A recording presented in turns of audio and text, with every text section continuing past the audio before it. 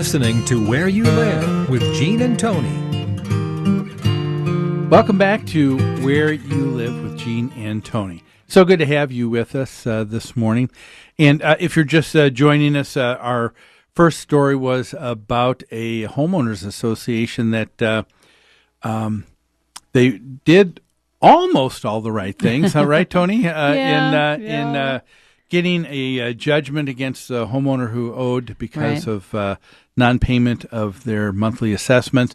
But the attorney failed to file the lien to perfect it. Yeah. And so they lost their place. They weren't able to collect. Yeah, and we were noticing we probably were a little bit unclear, but we want to make it clear to our listeners that what we're talking about is that it's not the fact that an association files that they're in first place. If you're if whoever's the first to file is in first place, if that's the association, then they're top dog. But most of the time, you're going to find that it is the mortgage company that is in first place. That's how that takes place, and the association takes a second position behind the first mortgage. Well, we've got for our next story something else that people got really upset with, and this happened in Georgia, folks. A high-rise condominium association was built, gorgeous vistas, and owners on the south side of the building, I think, even paid a little bit of a premium just for their units because they were told that... they had beautiful city views. Yeah. And they were told that no development over there would block their view. Developments would only be low to mid-rise office buildings. Mm-hmm. So they paid extra. Yeah, they did. And that happened in 2006. Unfortunately, that information was shared verbally, and there was something else that was written that I think these owners didn't really pay attention to when they signed and joined the association. Right. And we'll tell you this story here. And this was with the 26-story condo high-rise called 12 Atlantic Station Hotels and Residence. And in 2006, after the developers advertised these great views, it says that the developer, Novar Group, that developed that property soon began construction on a 46-story building on the other side. Oh my gosh! And that was completed in 2008, and now the Atlantic building was blocked by the entire south side. No views for those condo owners. So they filed suit. They filed. And they won a ruling. And they won their ruling. That's right. But it was unanimously overturned by the Georgia State Supreme Court. And they reversed that decision, and it says that the court noted that the condo owners at this property had signed agreements that expressly stated their views could change over time and that oral representations of the sellers could not be relied upon. Now that sounds like very standard language to me in a purchase agreement, doesn't it to you? Well, there is a lot information that realtors will give when you give a piece to someone when they come in for an open house. It always says at the bottom that the information here is subject to change. Yes, or is reliable but not guaranteed. That's right. Yeah. That's right. There's a disclaimer because truthfully, developer can only control so much. A lot of things may be out of their control. In this case, and we've had it happen to us. When people have bought condos or townhomes, you know this, Gene. Mm-hmm. The first year we manage it, what we hear from people is, well, the realtor told me when I bought here that there was a pond back here and I would have a view of the pond. Well, the realtor told me that I would never have to do any maintenance. Why do I have to shovel my sidewalk? Yeah. You know, we hear that all the time. The realtor said, the realtor said. If it's not in writing, It doesn't exist. And you've got to be careful. And here's what the Georgia State Supreme Court said.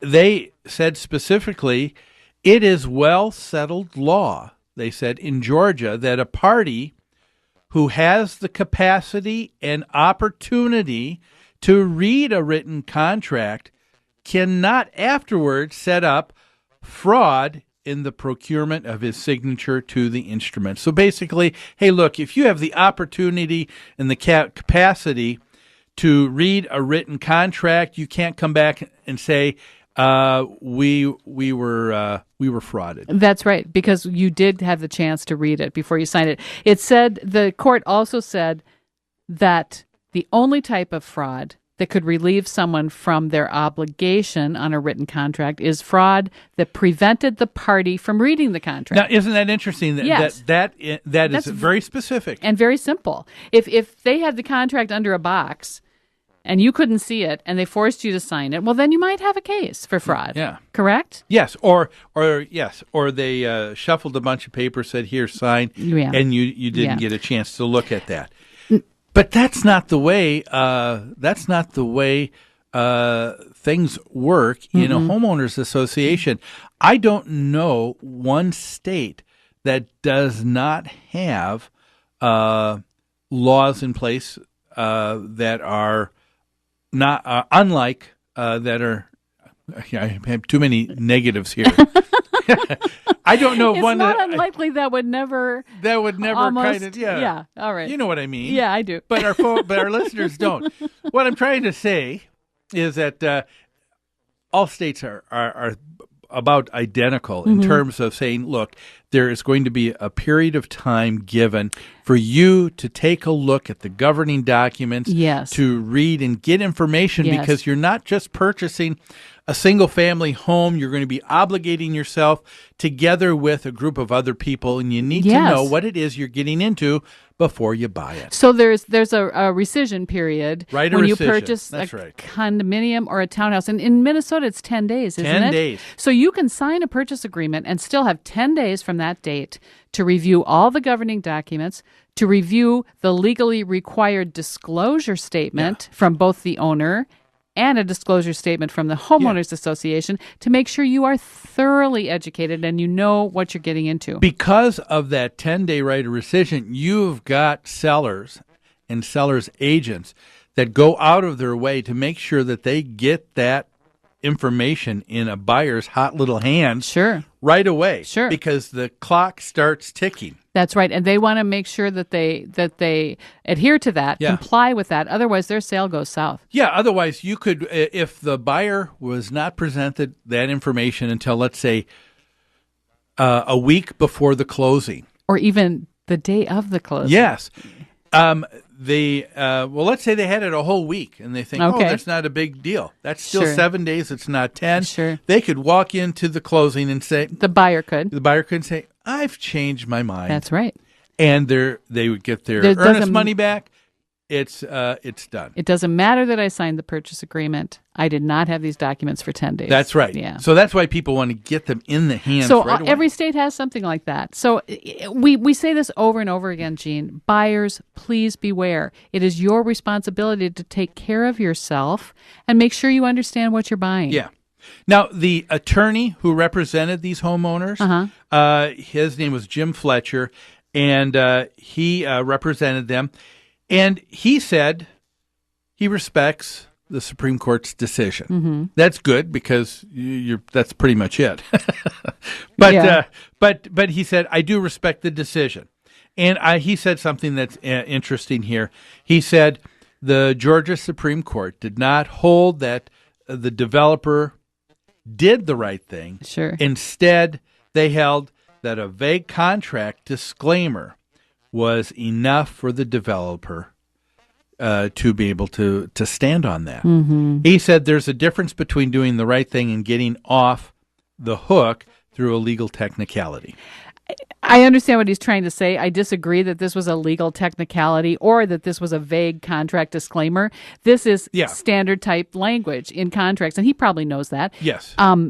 Well, yeah, some of that was... It was the legal thing. Was it the right thing? Well, that's another question. Should the salespeople have touted these beautiful views Yeah. erroneously or fraudulently. Well, dare I say fraudulently? For them to, in this particular case, the people that developed the building right next door and took away those views was the same developer. Yeah.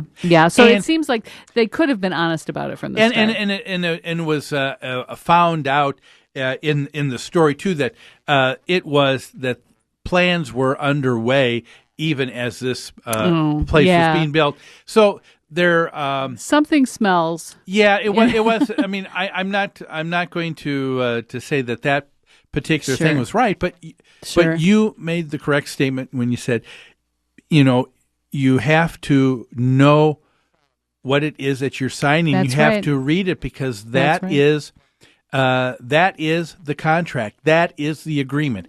Anything else verbally is just hearsay. And I'd like us to talk about that a little bit more, about how important that is, but we need to take another quick break.